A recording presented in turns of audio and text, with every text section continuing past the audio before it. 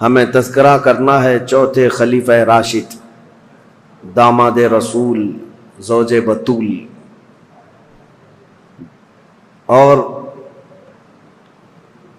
مولا کائنات، ولیوں کے سردار، حیدر کرار، شیر خدا، اسد اللہ الغالب، سیدنا علی بن ابی طالب کرم اللہ وجہہ الکریم کے متعلق۔ عزیزان گرامی، ان کے فضائل و مناقب بے شمار ہیں۔ صحابہ اکرام رضوان اللہ تعالی علیہم اجمعین میں بہت سے صحابہ ایسے ہیں جنہوں نے ان کی فضیلتیں بیان کی۔ ابن عساکر کی روایت یہ ہے کہ رسول کریم صلی اللہ تعالی علیہ وسلم سے صحابہ کی فضیلت میں جو حدیثیں وارد ہوئی ہیں ان میں سب سے زیادہ حضرت علی کرم اللہ وجہہ الکریم کے متعلق نظر آتی ہیں۔ حضرت علی بن ابی طالب یہ اول اسلام، سب سے پہلے اسلام میں آنے والے ہیں، سابقین اولین میں سے۔ جب حضور اکرم صلی اللہ تعالی علیہ وسلم لوگوں کو دعوت و تبلیغ پیش فرما رہے تھے مکہ مکرمہ کی وادی میں، اس وقت حضرت علی کرم اللہ وجہہ الکریم مشرف اسلام ہو چکے تھے، جبکہ آپ کی عمر صرف 9 سال کی تھی۔ آپ بچپن سے ہی حضور اکرم صلی اللہ تعالی علیہ وسلم کی تربیت میں رہے۔ معاملہ یہ ہے کہ حضور کے سگے چچا جناب ابو طالب، ان سے حضور اکرم صلی اللہ علیہ وسلم کا بڑا لگاؤ تھا، قریبی تعلقات۔ اس کی وجہ ایک یہ بھی تھی کہ جناب ابو طالب حضور صلی اللہ تعالی علیہ وسلم کی ہمیشہ حمایت میں لگے رہتے، مکہ کے کفار و مشرکین کے خلاف کھڑے رہتے، اور ان کی مالی حالت تھوڑی کمزور تھی۔ کس کی؟ جناب ابو طالب کی، چچا کی، اور اولاد زیادہ تھیں۔ تو نبی پاک صلی اللہ تعالی علیہ وسلم نے ابو طالب کے یہ کئی بیٹے تھے جناب ابو طالب کے، ان میں سے حضرت علی بن ابی طالب کو حضور نے اپنی گود میں لے لیا کہ ان کی پرورش کی ذمہ داری، ان کی کفالت کا خرچہ ہم اٹھائیں گے۔ اس اعتبار سے بچپن سے ہی حضرت علی کرم اللہ وجہہ الکریم حضور صلی اللہ تعالی علیہ وسلم کی آغوش تربیت میں بڑھے۔ حضور نے پرورش فرمائی۔ پیدائش کے واقعات بھی بڑے اہم ہیں۔ آپ کی والدہ ماجدہ فاطمہ بنت اسد ہیں، یہ اسلام میں پہلی خاتون ہیں جو اللہ رب العزت کی طرف ہجرت کرنے والی۔ حضرت فاطمہ بنت اسد جو رسول کریم صلی اللہ تعالی علیہ وسلم کی چچی تھیں اور مولا کائنات علی مرتضیٰ رضی اللہ تعالیٰ عنہ کی والدہ تھیں۔ روایات یہ ملتی ہیں کہ حضرت علی رضی اللہ تعالیٰ عنہ جب پیدا ہوئے تھے تو آپ آنکھیں نہیں کھول رہے تھے، تو لوگوں کو ایک غم بھی تھا کہ بچہ آنکھیں ہی نہیں کھولتا۔ حضور صلی اللہ تعالیٰ علیہ وسلم کو ایک خبر دی گئی، حضور تشریف لائے اور بچے کو گود میں لیا۔ حضرت علی بن ابی طالب کرم اللہ وجہہ الکریم حضور صلی اللہ تعالیٰ علیہ وسلم سے تقریباً 31 سال بعد، یعنی حضور کی ولادت کے 31 سال بعد آپ پیدا ہوئے ہیں، تو گود میں لیا حضرت علی کو، اور اس کے بعد اپنے منہ سے لعاب پاک نکال کر حضرت علی کے منہ میں انگلی رکھا، اور جیسے ہی حضرت علی کے منہ میں رکھا، وہ اب تک دودھ نہیں پیے تھے اپنی ماں کا، تو حضور صلی اللہ تعالیٰ علیہ وسلم کی انگشت مبارک آتے ہی اس کو چوسنا شروع کیا، اور آنکھیں کھولی تو سب سے پہلے دنیا میں چہرے رسول کو دیکھا۔ سب سے پہلی غذا آپ کے پیٹ میں جو گئی ہے وہ حضور کا لعاب پاک ہے، اور دنیا میں سب سے پہلی نظر اٹھی ہے تو چہرے رسول۔ یہ سب سے بڑی فضیلت ہے۔ اور پھر اس کے بعد حضور صلی اللہ تعالیٰ علیہ وسلم حضرت خدیجہ کے گھر ہی رہتے تھے، اور جب حضور صلی اللہ تعالیٰ علیہ وسلم غار حرا سے گھر تشریف لائے تھے پہلی وحی لے کر، اور پھر گھر میں نمازیں ادا کی جاتی تھی، تو حضرت علی، حضرت خدیجۃ الکبریٰ اور حضور صلی اللہ علیہ وسلم کے پیچھے یہ خود بھی کھڑے ہو کر نمازیں پڑھتے تھے۔ اور اس کے بعد جب حضور صلی اللہ تعالیٰ علیہ وسلم نے اعلان نبوت فرمایا اور دعوت اسلام لوگوں کو دینا شروع فرمائی، تو سب سے پہلے حضرت علی کرم اللہ وجہہ الکریم بچوں میں ایمان لانے والے ہیں۔ وہ واقعہ آپ خود بیان کرتے ہیں کہ حضور مکہ کے سارے لوگوں کو ایک جگہ پر کوہ صفا کے قریب جمع فرمائے تھے، صفا پہاڑی کے پیچھے، اور خاندان کے سارے لوگ موجود تھے، حضور کی پھوپھیاں، حضور کے چچا، جتنے لوگ تھے قریش سب تھے۔ ان کے درمیان جب نبی پاک صلی اللہ تعالیٰ علیہ وسلم نے اپنی نبوت کا اعلان فرمایا اور خدائے واحد کی طرف بلایا، اور پھر اخیر میں یہ ارشاد فرمایا کون ہے جو تم میں سے میری دعوت کو قبول کرے، تو جب حضور یہ فرماتے تو حضرت علی کھڑے ہوتے، یہ کہتے میں کمزور ہوں، پتلی ٹانگوں والا ہوں، آنکھوں میں آشوب چشم ہے، لیکن میں آپ کی دعوت پر لبیک کہتا ہوں۔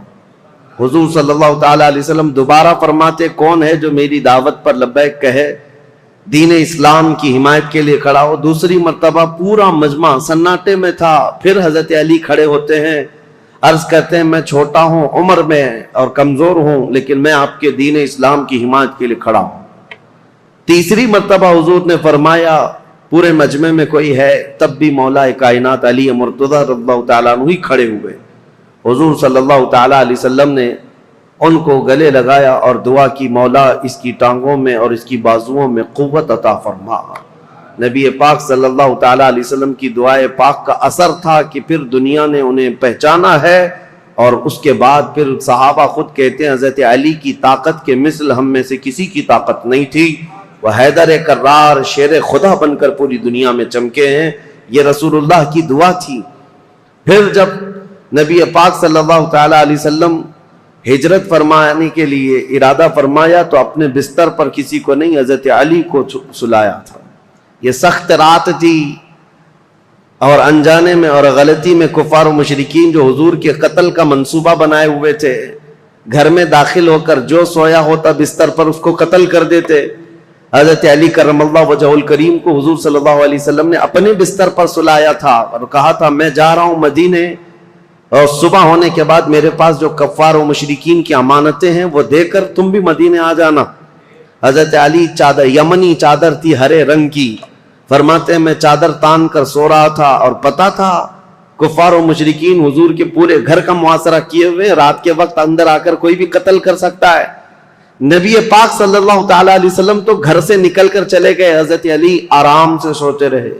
فرماتے ہیں ان سے پوچھا تھا کسی نے ہجرت کی رات آپ کس خوف سے سو رہے تھے بستر پر؟ وہ قتل کا بستر تھا۔ حضرت علی کہتے ہیں پوری زندگی میں اس سے بہتر نیند مجھے کبھی آئی نہیں، اس سے بہترین نیند کبھی آئی نہیں۔ پوچھا کہ آپ اس قدر آرام سے کیوں سو رہے تھے؟ کہا اس لیے کہ رسول اللہ نے فرمایا تھا رات کے وقت علی صبح ہو جائے تو یہ امانتیں لوگوں کو دے کر تم بھی مدینے آنا، تو میرا یقین تھا کہ صبح ہوگی بھی، امانتیں دوں گا بھی اور مدینے جاؤں گا بھی، کیونکہ رسول اللہ صلی اللہ علیہ وسلم کا فرمان علی شان ہے۔ مولا کائنات ہر جگہ نبی کریم صلی اللہ تعالیٰ علیہ وسلم کے ساتھ رہے ہیں۔ اور آپ کو وہ واقعہ بھی بتا دوں، یہ فضائل پر بات چل رہی ہے، پھر میں خلافت مولا کائنات علی مرتضیٰ پر آتا ہوں، کیونکہ تاریخ میں خلفائے راشدین کے دور میں حضرت علی کی خلافت کا جو دور ہے وہ بہت امپورٹنٹ ہے، اس لیے بھی کہ یہاں سے فرق ہو جاتا ہے اپنوں کا اور غیروں کا۔ یہاں تک منزلیں سیم چلتی رہیں امت اسلامیہ کی، لیکن یہاں آنے کے بعد جماعتیں بدل گئیں، کچھ لوگوں نے اپنا قبلہ الگ کر لیا، کچھ لوگوں نے الگ کر لیا ہے۔ تو خلافت علی بن ابی طالب کا یہ 5.5 سالہ جو دور ہے یہ بہت ہی اہم ہے۔ میں تاریخ پر آتا ہوں، اس سے پہلے کون ہے یہ شیر خدا، کون ہے یہ علی مرتضیٰ؟ حضور صلی اللہ تعالیٰ علیہ وسلم کی گھر میں پرورش پانے والے، دعوت اسلام میں جہاں جہاں حضور جاتے تھے ساتھ جاتے تھے۔ جب کبھی حضور لوگوں کو تبلیغ فرماتے آپ حضرت علی حضور کے ساتھ رہا کرتے تھے۔ عمر اگرچہ چھوٹی تھی لیکن ساتھ رہے۔ اور جب ہجرت فرمائی میرے آقا صلی اللہ تعالیٰ علیہ وسلم نے، حضور کی ہجرت کے چند ہی دن بعد حضرت علی بھی مکہ سے ہجرت کر کے مدینہ تشریف لے آئے۔ اب ہجرت کے بعد 2 ہجری تھی، یعنی حضور صلی اللہ علیہ وسلم کی ہجرت کے 2 سال بعد مدینہ طیبہ میں نبی کریم صلی اللہ تعالیٰ علیہ وسلم نے اپنی سب سے لاڈلی لخت جگر سیدہ کائنات فاطمۃ الزہرا رضی اللہ تعالیٰ عنہا کا نکاح حضرت علی بن ابی طالب کے ساتھ فرمایا۔ حضرت علی حیادار تھے، شرمیلے تھے۔ آپ کہتے ہیں کہ پیغام نکاح حضور صلی اللہ تعالیٰ علیہ وسلم کے گھر آپ کو بھیجنا تھا، لیکن حیا مانے تھی، حضور صلی اللہ تعالیٰ علیہ وسلم کے گھر میں پرورش پاتے رہے، لیکن آپ اس شرم اور حیا کی وجہ سے کبھی پیغام لے کر جا نہ سکے۔ خود نبی پاک صلی اللہ تعالیٰ علیہ وسلم نے حضرت علی کرم اللہ وجہہ الکریم کو طلب فرمایا اور پھر اپنی بیٹی کے نکاح کا معاملہ سامنے رکھا۔ حضرت علی خوش ہو گئے، اور پھر اس کے بعد حضور صلی اللہ تعالیٰ علیہ وسلم نے فرمایا مہر میں کیا دے سکتے ہو؟ پھر ان کے لیے مہر کے انتظام کا حکم دیا۔ حضرت علی خود گئے، وہ ایک باغیچے میں مزدوری کرتے تھے، کما کر کے جو انہوں نے جمع کیا تھا اور ان کے پاس جو لوہے کی زیرہ تھی وہ بیچ کر یا گروی رکھ کر مال جمع کیا، 400 مسقال چاندی۔ یہ حضرت فاطمہ الزہرا رضی اللہ تعالیٰ عنہا کے لیے مہر مقرر فرمایا گیا۔ اور جو جہیز کے متعلق بہت سارے لوگ یہ کہتے ہیں حضرت فاطمہ کے جہیز میں حضور صلی اللہ تعالیٰ علیہ وسلم نے مٹی کے برتن دیے تھے، مشکیزہ دیا تھا، چارپائی اور ایک گدا، ایک تکیہ اور کچھ چیزیں استعمال کی دی تھیں۔ اس کو لے کر کے جو جہیز کا معاملہ چلایا جاتا ہے، حضرت فاطمہ کا جہیز یہ تھا۔ اس کی حقیقت بھی میں بتاؤں، حضرت فاطمہ کا جو جہیز تھا وہ پورا حضرت علی کے پیسوں سے خریدا ہوا تھا۔ لوگوں کو حضرت فاطمہ کا جہیز یاد ہے کہ رسول اللہ نے یہ جہیز دیا تھا، اور یہاں پر اسی جہیز کی بنیاد پر لاکھوں لوگ اس طرح کے کروڑوں کا مطالبہ کر لیتے ہیں۔ مولا کائنات علی ابی طالب کرم اللہ وجہہ الکریم وہ جوان مرد ہیں جنہوں نے اپنے ہاتھوں سے کمائی ہوئی رقم کو یہ جہیز کے پیسوں کے لیے خرچہ کیا۔ حضرت فاطمہ الزہرا رضی اللہ تعالیٰ عنہ کا جہیز کا جو سامان ہے وہ ان کے پیسوں سے خریدا ہوا۔ آج بھی اگر جہیز کی سنت یاد ہے تو ہونا تو یہی چاہیے کہ عورت کے باپ سے نہیں، خود اپنے ہاتھوں سے کما کر کے حاصل کرو۔ بہت سارے آج کے دور میں بھی بھکاری پیدا ہوئے ہیں۔ میں تو ان سے ہمیشہ ہی کہتا ہوں کہ جن کی طلب ہی یہ ہے کہ شادی اسی لیے کرنا چاہتے ہیں، ابھی بھی میرے پاس کنٹینیو بنگال سے، بہار سے کچھ لوگ مطالبہ اس بات کا کر رہے ہیں کہ ہمارے گھر میں شادیاں ہیں اور جہیز بہت سامنے والے مانگ رہے ہیں، بائک دینا ہے، کسی کو فلاں دینا ہے، کیا تعاون ہو سکتا ہے؟ ہم نے کہا یہ بائک خرید کر دینے کے لیے علامان فاؤنڈیشن تیار کیا گیا ہے، جہیز کے لیے۔ ہم نے ان کو یہ کہا پہلی بات تو یہ ہے بائک دینا نہیں دینا یہ بعد میں، بیٹی ہی مت دو پہلے ایسے بھکاری کو جو تمہارے گھر سے کھانا چاہتا ہو، تمہاری بیٹی کو کیا کھلائے گا؟ مجھ سے اگر مشورہ لینا چاہتے ہو تو میں اس داماد کو یہی کہوں گا ایک کھٹوری لے لو، کسی مسجد کے باہر بیٹھ جاؤ، روزانہ ایک ایک سکہ گرتا رہے گا اور جہیز سے زیادہ مال اس میں جمع ہو جائے گا۔ اللہ نے مردوں کو تمہیں طاقت دی ہے، حاکم بنایا ہے کمانے کے لیے، لہذا عورت کے گھر سے لینا یہ ایک طرح کی نحوست ہے، مرد کے لیے ایک نحوست ہے، اور اس کی لت پڑ جاتی ہے اور انسان یہاں نکما ہو جاتا ہے۔ ہم نے بہتوں کو دیکھا ہے سسرال پر پلنے والے، ایسے بہت سارے ہیں۔ ایک مرتبہ عورت کیا گھر سے لے آئی، ہر بار یہ داماد یہی خواہش کرنے لگ جائے گا جا اپنے باپ سے 10,000 مانگ کے لا، 50,000 مانگ کے لیا۔ ان لوگوں کو اس طرح کا نکما پن آتا ہی ہے۔ میرے عزیزو، اس معاملے کو بلکہ اس برے رسم کو بدلنے کی ضرورت ہے۔ کہاں رسول پاک صلی اللہ تعالیٰ علیہ وسلم کی شریعت طیبہ طاہرہ؟ بیچ میں بات آئی ہے تو مختصراً عرض کروں۔ ایک صحابی آئے تھے، غریب تھے، انہوں نے کہا شادی کرنا ہے، کہا کچھ دینا ہوگا تمہیں، میں انصار کی کسی بیٹی سے تمہارا نکاح کر دوں گا، تم مہر میں کیا دو گے؟ جہیز میں نہیں۔ حضور صلی اللہ تعالیٰ علیہ وسلم نے مہر کے لیے پوچھا، مہر تو واجب ہے۔ اس صحابی نے کہا کہ میرے پاس کچھ نہیں ہے۔ حضور نے فرمایا کیا ایک چاندی کی انگوٹھی دے سکتے ہو مہر؟ کہا یا رسول اللہ میں تو اتنا غریب ہوں، لوہے کی انگوٹھی بھی نہیں دے سکتا۔ 2 دن کے بعد حضور نے انہیں طلب فرمایا، کہا کہ کچھ ہے تمہارے پاس؟ پھر مدینے کے انصار صحابہ میں سے ایک کی بیٹی کو طلب کیا، کہا اس کا نکاح فلاں جوان سے کر دو۔ انہوں نے کہا حضور آپ کا حکم جو ہوگا۔ تو اب اس غریب صحابی کا جو مہر ٹھہرا تھا کیا ہے؟ حضور نے فرمایا قرآن کی کوئی سورہ تمہیں یاد ہے؟ اس صحابی نے کہا ہاں مجھے فلاں فلاں سورہ یاد ہے۔ حضور نے فرمایا جا تو اپنی دلہن کو یہ سورتیں یاد کرا، یہی تیرا مہر ہے۔ نکاح کو آسان کرو، زنا کو مشکل بنا دو، یہ ہماری شریعت ہے۔ یہ نہیں ہے کہ زنا آسان کر دو اور نکاح اتنا بھاری کر دو۔ کہ اس کے لوازمات اتنے بڑھ گئے کہ جوان لوگ آج نکاح کرنے میں گھبرانے لگتے ہیں، اتنا مال کیسے جمع کروں؟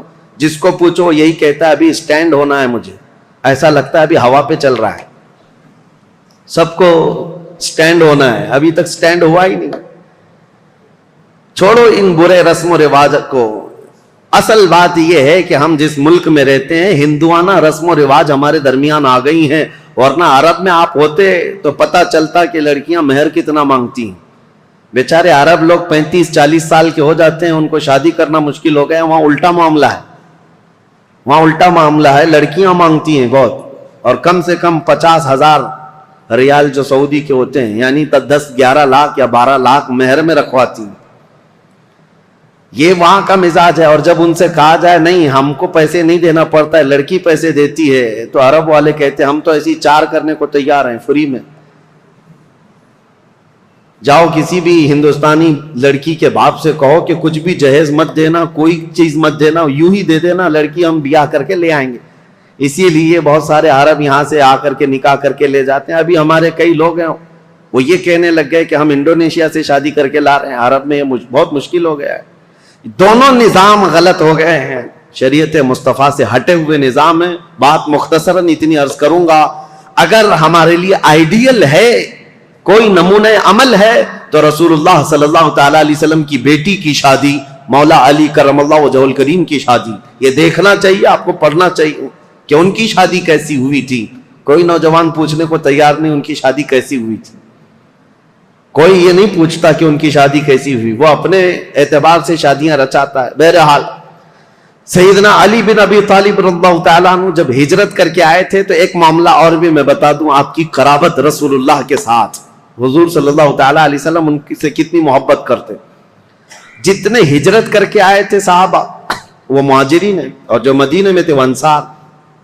ایک انصاری صحابی کو حضور بلاتے اور ایک مہاجر کو، اور دونوں کا ہاتھ پکڑ کر کہتے آج سے تم بھائی بھائی۔ تو یہ عقد مؤاخات میں نے تاریخ میں بتایا تھا، حضور نے ہجرت کے بعد سب سے پہلے کام یہ فرمایا تھا، بھائی چارگی قائم کر دی تھی۔ تو یہ زبانی نہیں بلکہ وہ صحابہ حقیقت میں پوری زندگی میں ان کو بھائی بنا کر رہتے تھے، حتیٰ کہ اپنی جائیدادوں میں بھی ان کو حصہ دیا ہے حضور نے، جن کو بھائی بنایا۔ تو یہ عقد مؤاخات چل رہا تھا، ایک انصار ایک مہاجر، ایک انصار ایک مہاجر، سب کی جوڑیاں بن گئی مدینے میں۔ اور جب یہ عقد مؤاخات ختم ہوا تو حضرت علی اکیلے بچ گئے، ان کے لیے کوئی انصار جوڑی کے لیے بچا ہی نہیں تھا۔ حضور نے سب کی جوڑیاں بنا دی، فلاں مہاجر کا فلاں انصار بھائی ہے۔ لیکن حضرت علی غمگین ہو گئے، کہا یا رسول اللہ صلی اللہ تعالیٰ علیہ وسلم میں اخیر میں تنہا رہ گیا، میرے لیے کوئی انصاری صحابی بھائی بننے کو تیار نہیں، یا بھائی نہ بن سکا۔ نبی پاک صلی اللہ تعالیٰ علیہ وسلم نے حضرت علی سے کہا یا علی انت اخی فی الدنیا والآخرہ، کیا تو اس بات پر راضی نہیں دنیا میں بھی اور آخرت میں تو میرا بھائی ہے؟ انصار اور مہاجرین آپس میں بھائی ہیں، لیکن رسول اللہ نے حضرت علی کو اپنا بھائی کہا، اخی رسول اللہ۔ وہ حضور صلی اللہ تعالیٰ علیہ وسلم کے رشتے میں بھی بھائی تھے، اور یہ عقد مؤاخات جو مدینے میں ہوئی اس میں بھی حضور کے بھائی بنے ہیں۔ نبی کریم صلی اللہ تعالیٰ علیہ وسلم کی قرابت ایسی تھی، ایک مرتبہ یمن بھیج رہے تھے حضور ان کو وہاں کا قاضی بنا کر، تو جا رہے تھے تو حضور صلی اللہ علیہ وسلم سے عرض کیا یا رسول اللہ عمر چھوٹی ہے، مقدمات نئے نئے آتے ہیں، فیصلہ کرنا میرے لیے مشکل ہو جائے گا، میں کیسے جاؤں؟ ایک نئی وادی، نئے لوگ، نیا مزاج، نیا موسم۔ نبی پاک صلی اللہ تعالیٰ علیہ وسلم نے ان کے سینے پر ہاتھ مارا اور کہا مجھے تم پر پورا یقین ہے، جو بھی کرو گے تم اللہ اس کے رسول کی رضا کے مطابق کرو گے۔ اور اس کے بعد مولا کائنات علی بن ابی طالب کرم اللہ وجہہ الکریم فیصلوں میں اس قدر ماہر ہو گئے کہ پورے مدینے کے صحابہ کہتے ہیں ہم سے چھوٹی بھی چیز کوئی ہوتی تو ہم یہی کہتے کہ حضرت علی کے پاس لے چلو۔ حتیٰ کہ جب حضرت عمر فاروق کا دور آیا، حضرت عمر فاروق جب کبھی کوئی مقدمہ آتا تو مجلس میں پہلے پوچھتے علی ہے کہ نہیں ہے، مقدمہ بعد میں سنتے، پہلے پوچھتے علی ہے یا نہیں۔ حضرت علی اگر نہیں ہوتے مجلس میں، حضرت عمر کہتے علی کو آنے دو، اس کے بعد مقدمہ سنا جائے گا۔ اور وہ خود کہتے ہیں میں اس مجلس سے پناہ مانگتا ہوں جس میں علی بن ابی طالب نہ ہو۔ یہ حضرت عمر فاروق رضی اللہ تعالیٰ عنہ، فیصلہ لینے میں حضرت علی کرم اللہ وجہ الکریم کی یہ مہارت تھی، یہ رسول اللہ کے صرف دست مبارکہ کی بات تھی۔ حضور نے ان کے سینے پر مار کر کہا تھا کہ تم اللہ اس کے رسول کی رضا کے مطابق فیصلے کرو گے۔ پھر ایک مرتبہ حضور صلی اللہ تعالیٰ علیہ وسلم جنگ تبوک میں جا رہے تھے، تو اس وقت حضرت علی اس جنگ میں شریک نہیں، آپ کو مدینے کا حاکم بنایا گیا تھا، کیونکہ جب بھی جنگ میں جاتے تھے تو مدینے میں کسی کو امیر بنا کر جاتے تھے، کیونکہ مدینہ طیبہ میں جو بچے، بوڑھے اور خواتین جو جہاد میں شریک نہیں ہیں، ان کی نگرانی کے لیے بھی کوئی ہونا تھا۔ تو اس بار حضرت علی کی باری آئی، حضرت علی کو بنایا گیا کہ تم حضور صلی اللہ تعالیٰ علیہ وسلم کی غیر موجودگی میں مدینے کے والی ہو، مدینے کے حاکم ہو۔ آپ کے آنکھوں میں آنسو آ گئے۔ یہ وہ علی بن ابی طالب ہیں جو بدر میں شریک ہیں، احد میں شریک ہیں، خندق میں شریک ہیں، ہر جنگ میں شرکت کی ہے، اور یہ جنگ تبوک میں جانے سے آپ کو روکا گیا تو آئے، کہا یا رسول اللہ صلی اللہ تعالیٰ علیہ وسلم، کیا مجھے بچوں اور عورتوں پر حاکم بنا کر آپ جا رہے ہیں؟ میں بچوں اور عورتوں کی دیکھ بھال کے لیے رہ جاؤں؟ نبی پاک صلی اللہ تعالیٰ علیہ وسلم نے ان کے لیے ایک جملہ فرمایا، اے علی، کیا تم اس بات کو پسند نہیں کرتے کہ تم میرے لیے ویسے ہی ہو جیسے موسیٰ علیہ السلام کے لیے حضرت ہارون علیہ السلام تھے؟ جب موسیٰ علیہ السلام کوہ طور پر جا رہے تھے تورات لینے کے لیے اللہ کی بارگاہ میں، تو حضرت ہارون علیہ السلام کو انہوں نے اپنا وزیر بنایا تھا اور اپنا وزیر مقرر کیا تھا 40 دن تک کے لیے۔ ہاں بس نبی پاک صلی اللہ علیہ وسلم فرماتے ہیں، اے علی، تم میرے لیے ویسے ہی ہو جیسے موسیٰ علیہ السلام کے لیے حضرت ہارون علیہ السلام تھے، بس فرق اتنا ہے کہ میرے بعد کوئی نبی نہیں آئے گا۔ موسیٰ علیہ السلام نے جن کو وزیر بنایا تھا وہ بھائی بھی تھے حضرت ہارون، اور نبی بھی تھے، لیکن حضرت علی کرم اللہ وجہ الکریم نبی نہیں۔ اب یہاں سے ان حدیثوں کو سننے کے بعد ذہن صاف کر لیں، جتنا بھی بڑا مقام ہے مولا کائنات علی بن ابی طالب کا، لیکن وہ نبوت کا درجہ نہیں ہو سکتا، نبی نہیں ہو سکتے، کیونکہ اگر رسول اللہ کے بعد کسی کو نبی تسلیم کیا تو پھر وہ اسلام میں آیا ہی کہاں ہے؟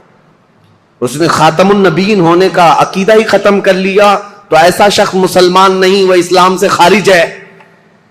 حضرت علی کی محبت اور ان کی عزت، ان کا احترام ہمارے سر آنکھوں پر ہے، لیکن کبھی ہم حضرت علی کو نبوت کے درجے تک نہیں پہنچا سکتے۔ لیکن کچھ جماعتیں ایسی ہوئیں شیعہ حضرات میں، سب نہیں، شیعہ میں بہت سارے فرقے پیدا ہوئے، تقریباً 70 فرقے تو میں پڑھ کر کے آیا، باقی ہے کتنے معلوم نہیں۔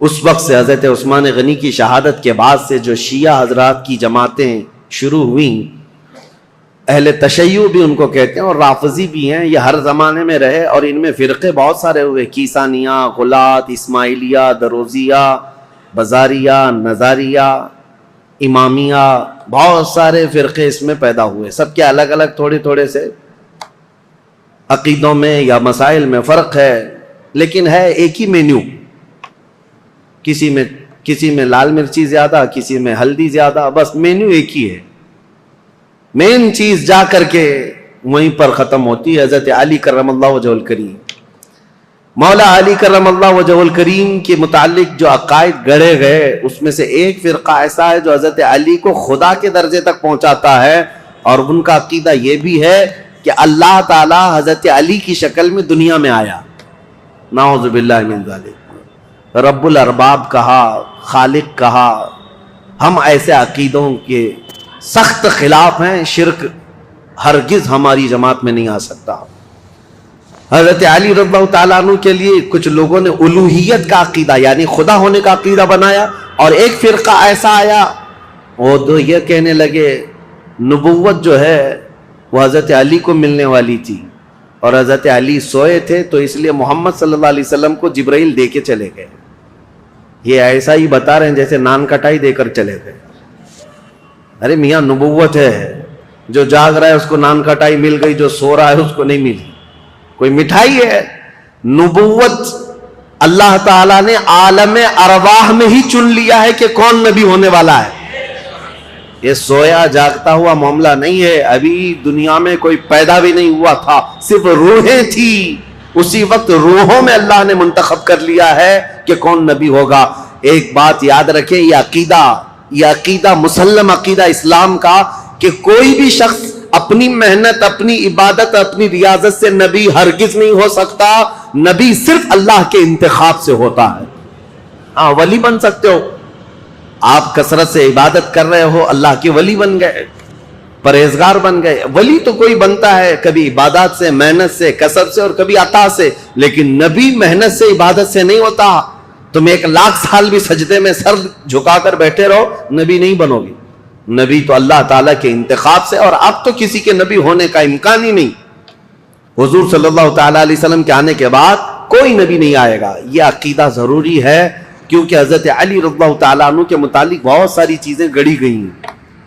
بیچ کا راستہ یہی ہے جو حق ہے، اہل سنت و جماعت کا راستہ، کہ ہم مولا کائنات علی ابن ابی طالب کرم اللہ وجہہ الکریم کو اسی عظمت کے ساتھ مانتے ہیں جیسے رسول اللہ کے صحابہ مانتے تھے، اور حضور نے جیسے ان کے متعلق فضیلت بیان فرمائی، وہی اسی حیثیت سے ہم مولا کائنات علی ابن ابی طالب رضی اللہ تعالیٰ عنہ کو سر آنکھ پر رکھتے ہیں. ہم ان وہابیوں کی طرح بھی نہیں جو حضرت علی رضی اللہ تعالیٰ عنہ کی شان کو گھٹاتے ہیں، نعوذ باللہ. ہم برسر اعلان یہ کہتے ہیں کہ رسول اللہ صلی اللہ تعالیٰ علیہ وسلم نے غدیر خم پر یہ خطبہ ارشاد فرمایا تھا، من کنت مولا فہذا علی مولا. یہ حدیث اتنی تواتر کے ساتھ ہے کہ اتنے صحابہ اور اتنے لوگوں نے اس حدیث کو بیان کیا ہے کہ ان کا جھوٹ پر جمع ہونا محال ہے. اس لیے یہ حدیث بڑے اعلیٰ درجے کی ہے.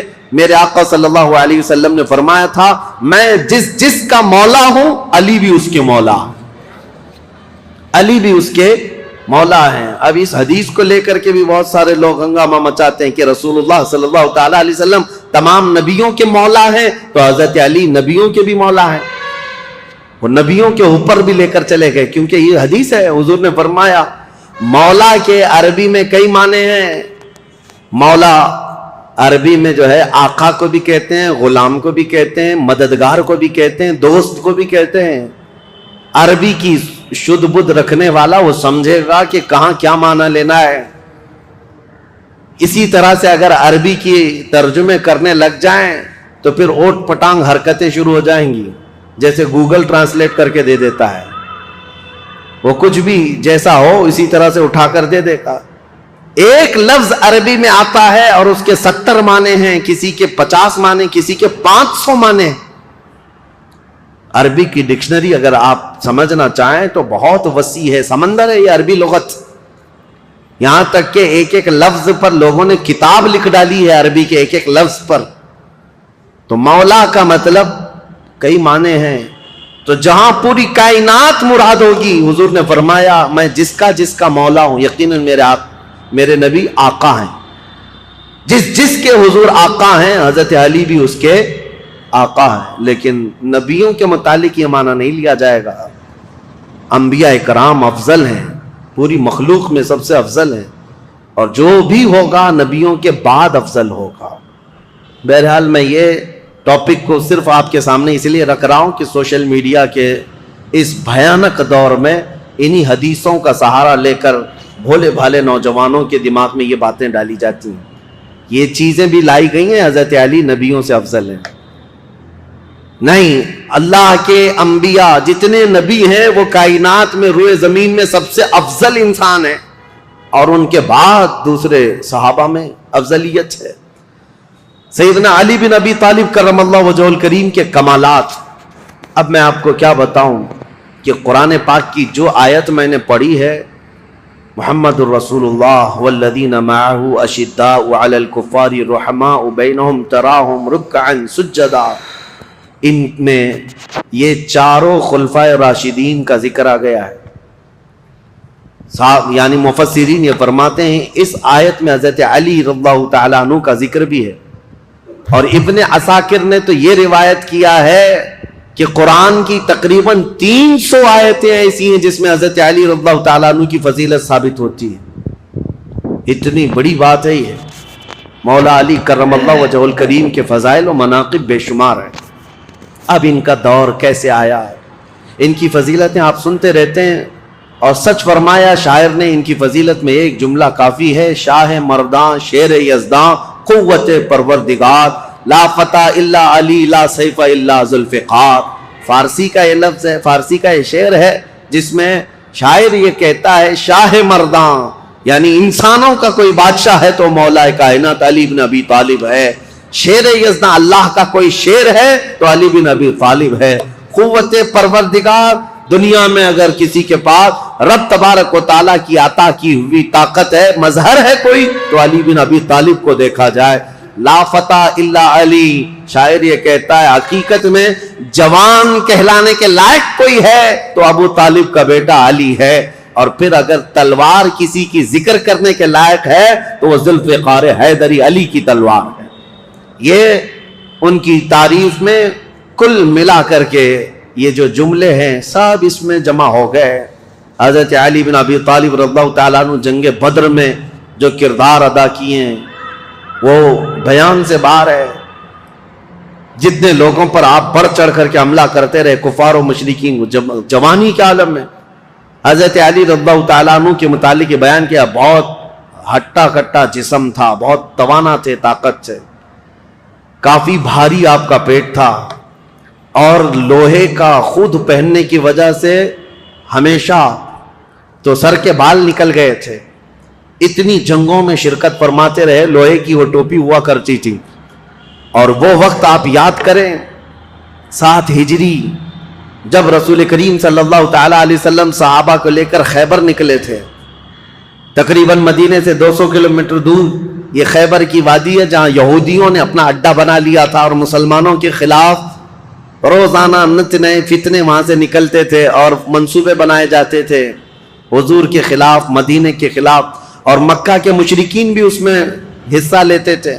نبی کریم صلی اللہ تعالیٰ علیہ وسلم کو خبر یہ ہوئی کہ خیبر کے یہودی ایک جنگ کرنے کے لیے آ رہے ہیں مدینے، اور انہوں نے مکہ کے کافروں کو بھی بلا لیا ہے، نجد کے کافروں کو بھی بلا لیا ہے، سب کو جمع کر کے دعوت دی ہے۔ حضور کو جیسی یہ خبر ملی، ابھی یہودی خیبر سے نکلتے کیا رسول اللہ خود صحابہ کے ساتھ خیبر پہنچ گئے۔ اور میں نے یہ خیبر کی تفصیلی جنگ کا بیان آپ کے سامنے پیش کر چکا ہوں جمعہ میں، جیسے سیرت مصطفیٰ کا جو درس کنٹینیو چلتا ہے اس میں جنگ خیبر میں نے بیان کیا ہے۔ یہ سخت قسم کی جنگ تھی، یہودی بڑے بڑے قلعوں میں وہاں پر محفوظ رہتے تھے، اتنے بڑے قلعے تھے ان کے، آج تک وہ موجود ہیں، 1400 سال کے بعد آج بھی وہ قلعے وہاں پر ویسی ہیں۔ ان یہودیوں کی پناہ گاہ تھی، اس میں بیٹھ کر کے حملے کرتے تھے، اور ان کا یقین تھا یہ کہ ان قلعوں کو کوئی عبور نہیں کر سکتا۔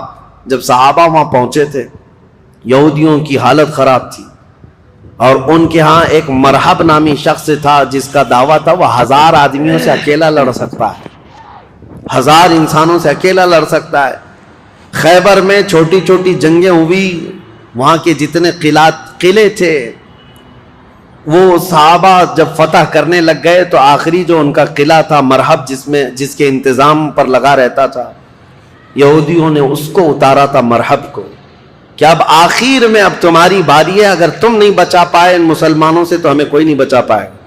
مرحب مسلمانوں سے جنگ کرنے کو اپنی توہین سمجھتا تھا کہ یہ چھوٹے بادیہ نشین لوگ ہیں، کھجور کھا کر زندگی گزارتے ہیں، پیون لگے کپڑے پہنتے ہیں، ان کے پیروں میں چپل تک نہیں ہوتی، یہ ہم سے جنگ کرنے آئے ہیں، بڑے تحقیر سے حقارت سے دیکھا کرتا۔ لیکن اب